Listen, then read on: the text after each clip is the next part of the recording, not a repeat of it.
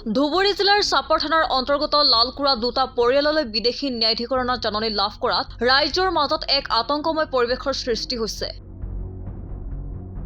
লালকুৰাৰ আব্দুছ চৌহান আৰু আসমা খাতুন নামৰ মহিলাগৰাকীলৈ ভাৰত চৰকাৰৰ বিদেশী ন্যায়াধিকৰণৰ জাননী প্ৰদান কৰে। জানিব পৰা মতে আব্দুছ চৌহান আৰু আসমা খাতুনৰ পিতৃৰ নাম 1951 চনৰ নাগৰিক পঞ্জীকৰণত আৰু 1964 চনৰ ভোটাৰ তালিকাত নাম থকাৰ পিছতো দুয়োলৈ আহিল জাননী। ইপিনে আব্দুছ চৌহানে নিজেই 1977 চনৰ পৰা নিজে ভোটাধিকাৰ সাব্যস্ত কৰাৰ উপৰিও যোৱা 5 তাৰিখ 1 মাহ 2021 ক্ৰমিক নম্বৰ U302564 নম্বৰৰ পাছপৰ্ট থকা স্বত্তেও আহিল বিদেশী ন্যায়াধিকৰণৰ জাননী। এতিয়া অসম চৰকাৰৰ পৰা উত্তৰ বিচাৰিছে ভুক্তভোগী তথা স্থানীয় সচেতন ৰাইজে। আজি আমি আপোনালোকক মাতিব লগা হৈছে অসম চৰকাৰৰ পৰা আমাৰ কিছুমান মানুহৰ নামত ভোটাৰ সজাই যিসকল মানুহৰ দেউতাকে 1951 চনৰ পৰা আৰম্ভ কৰি ভোটদানৰ NRCৰ পৰা আৰম্ভ কৰি ভোটদানো কৰি আছে। এতিয়ালৈকে 2021 চনতো যিসকল মানুহ ভোটদান কৰিছে সেইসকল মানুহৰ নামত অসম চৰকাৰে চৰকাৰী বিষয়াসকলে চক্ৰান্তমূলকভাৱে ভোটাৰ সজাই তেখেতসকলৰ নোটিশ জাৰি কৰিছে। আপোনালোকে চাওক, চবাহান আলী শেখ, লালকুৰা তেখেতৰ ঘৰ। তেখেতৰ দেউতাকৰ নামত 1951 চনৰ NRCত নাম অন্তৰ্ভুক্ত হৈ আছে। 1964 চনৰ ভোটাৰ তালিকাত তেখেতৰ দেউতাকৰ নাম আছে। আৰু যিজন মানুহৰ নামত ভোটাৰ সজাইছে তেখেত নিজেই 1977 চনৰ পৰা এতিয়ালৈকে ভোটদান কৰি আছে। ভোটাধিকাৰ থকা সত্ত্বেও চৰকাৰী বিষয়াই জানি বুজি মানুহৰ হাৰাশাস্তি কৰাৰ কাৰণে ভোটাৰ সজাইছে। তাৰ কাৰণে আমি চৰকাৰক ধিক্কাৰ জনাইছো। অনাগত দিনত যদি এই প্ৰক্ৰিয়া বন্ধ নকৰে আমি সংখ্যালঘু তৰফৰ পৰা জঙ্গী আন্দোলন গঢ়ি তুলিম।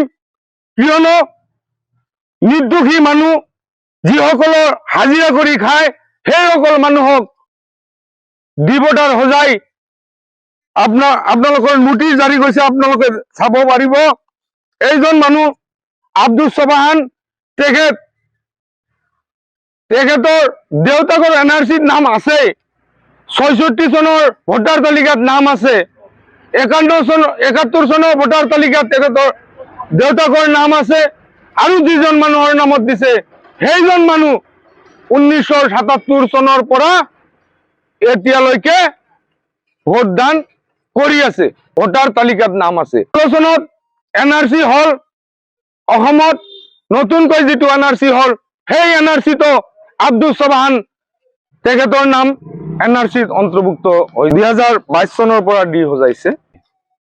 77 চনৰ পৰা 2021 চনৰ যিটো বিধানসভাৰ নিৰ্বাচন হল এই বিধানসভা নিৰ্বাচনলৈকে তেখেতৰ নামৰ লগত কোনো ভোটাৰ নাছিল। বহুত আছে, আমি সংখ্যা ক'ব নোৱাৰিম।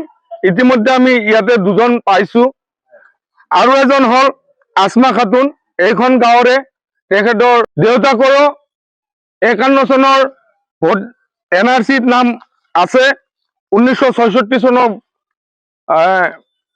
ভোটাৰ তালিকাত তেখেতৰ দেউতাকৰ নাম আছে।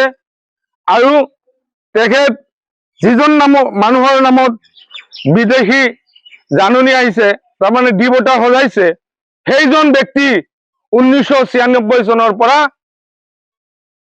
আপোনাৰ 2021 চনলৈকে তেখেত ভোটাধিকাৰ সাব্যস্ত কৰিছে। থকা সত্ত্বেও লগতে যিখন NRC আমাৰ নতুনকৈ হল সেই NRCতো এই আসমা খাতুনৰ নাম NRCত নাম অন্তৰ্ভুক্ত হৈছে। তৎসত্ত্বেও চৰকাৰী বিষয়াই এইবোৰ চালি জাৰি নাচাই সেই মানুহজনৰ দুখীয়া ঘৰৰ ছোৱালী হোৱাৰ কাৰণে তেখেতৰ নামতো বিদেশী আপোনাৰ ভোটাৰৰ জাননী আহিছে। এইটো আপোনালোকে চাওক।